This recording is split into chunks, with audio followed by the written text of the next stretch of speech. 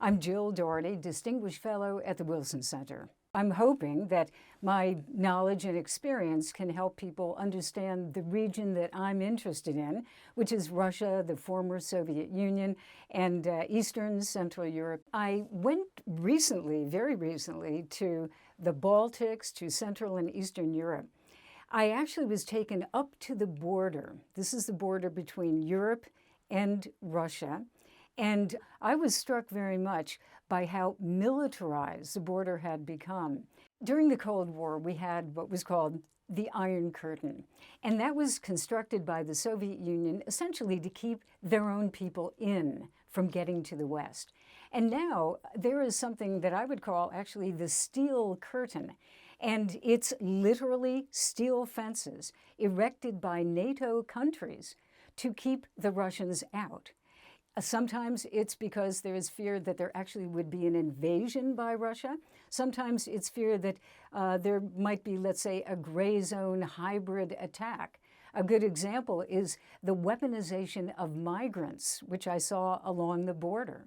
These are people from countries in Africa, Afghanistan, and other places who want to get to the West and are being exploited by international criminal organizations who are working with the Russian government, bringing these migrants to the border of Europe. It can be very destabilizing, and it is quite sobering to see that steel fence erected between Russia and the West. I do think that there is grave concern about Russia and what it is going to do next.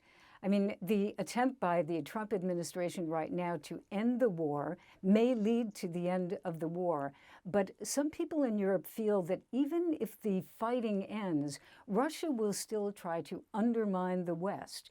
I mean, if you look at what's going on right now, there is sabotage, there are drone attacks, there are incursions into airspace, there are even assassinations. I think the thing that has sparked a lot of this, there's no question, is the war against Ukraine. Because Putin has not been able to achieve the goals that he had militarily. The people that I met with, they were all concerned that the United States stay strong and stay united with NATO and with these countries in general. Some of them, especially if you look at smaller countries, they are new. Their democracy is fragile, and they need the United States to back them up. As one person said, literally, have our back. There's a certain, I would say, intensity about it that grows almost daily. And again, it's creating high concern in Europe.